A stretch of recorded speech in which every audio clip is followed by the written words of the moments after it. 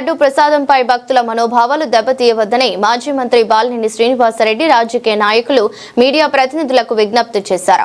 ఒంగోలులో గురువారం ఆయన మీడియాతో మాట్లాడుతూ మాజీ టీటీడీ చైర్మన్ నెయ్యి కల్తీ జరిగిందని ఒప్పుకున్నా తనకు సంబంధం లేదని చెప్పారని తెలిపారు. కల్తీ నెయ్యి ప్రస్తావన భక్తుల మనోభావాలను దెబ్బతీస్తుందని అన్నారు. డిప్యూటీ సీఎం పవన్ కళ్యాణ్ ప్రకాశం జిల్లా బాధ్యతలు ఎవరికి అప్పగించినా సహకరిస్తానని బాలినేని పేర్కొన్నారు. ప్రకాశం జిల్లా ప్రజలందరూ కూడా శివరాత్రికి శుభాకాంక్షలు తెలియజేసుకుంటా ఉన్నా. అందరూ కూడా సుఖ సంతోషాలతో ఉండాలని చెప్పి ఆ భగవంతుని కోరుకుంటా ఉన్నా. అది టైం వచ్చినప్పుడు వస్తుంది అంతే. అది జిల్లాలకి ఎవరు నేనేమి అడగలేదు అబ్బా, ఏం లేదు. అది పవన్ కళ్యాణ్ గారి ఇష్టం అంతవరకే. ఇప్పుడు ఒకటైతే చెప్తున్నా, నెయ్యి విషయంలో క్లియర్గా చైర్మన్ గారు కల్తీ జరిగింది కానీ నాకు సంబంధం లేదన్నారు.